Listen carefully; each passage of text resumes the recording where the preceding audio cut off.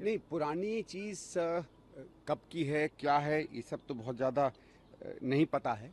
ये भी कुछ खबर आई थी कि शायद कुछ साल पहले इस बात को कोर्ट में भी गई थी। मुझे ठीक से इसके तथ्य नहीं मालूम है।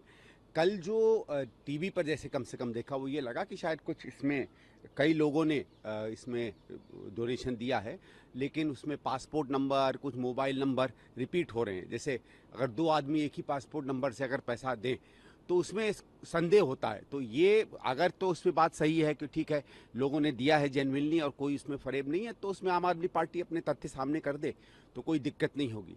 लेकिन अगर ऐसा है कि कोई किसी के नाम पर कोई और पैसा जमा कर रहा है तो फिर तहकीकात बनती है।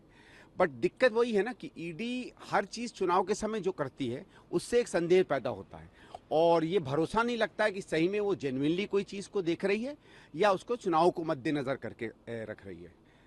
भारतीय जनता पार्टी का जो काडर है वो निराश बैठा हुआ है, सड़कों पे दिख नहीं रहा। मैं जैसे आपको बताता हूँ, जहाँ मैं हूँ ये एक ऐसा इलाका है जहाँ कम से कम पुराने चुनाव में तो पिछले 40-45 दिन में 2-3 बार भारतीय जनता पार्टी के लोगों को आ जाना चाहिए था कैंपेन करने के लिए। एक बार भी नहीं आए अभी तक। ये नोन इलाका है, ऐसा भी कुछ नहीं है। यहाँ बीजेपी का सुना है असर भी है। तो ऐसी जगहों पे जहाँ उनका असर है, 30-40 दिन की आज कैंडिडेट डिक्लेयर हुए हो गया, एक बार भी कोई नहीं आया है। तो ये अपने आप दिखा रहा है। मैं तो अपने अनुभव से बता रहा हूँ, और जगहों से भी यही अनुभव निकल कर आ रहे हैं कि काडर निराश बैठा है। और अगर काडर निराश बैठता है तो वो इसलिए निराश बैठता है क्योंकि वोटरों से उसको कोई प्रतिक्रिया सकारात्मक नहीं मिलती है। तो काडर तो भारतीय जनता पार्टी का जान गया है कि अब सरकार नहीं बन रही है। बाकी ठीक है, उनको थोड़ा प्रोत्साहित करने के लिए, थोड़ा एक उनमें ऊर्जा देने के लिए प्रधानमंत्री कुछ भी कह लें। अमित शाह भी उन्होंने निशाना साधते हुए कल सभाओं में अरविंद केजरीवाल का जिक्र किया। उन्होंने तमाम बातें कही, कहा कि ये यूटर्न लेने में केजरीवाल जैसा अभी तक कोई नेता सामने नहीं आया। जिस तरीके की बातें हैं, स्वाति मालीवाल वाला उन्होंने मामला उठा दिया सभाओं में। आपकी क्या? नहीं, देखिए ठीक है, वो कोई भी मसले उठाएं, मामले उठाएं। बात यह है कि ये दिल्ली सरकार का चुनाव नहीं है।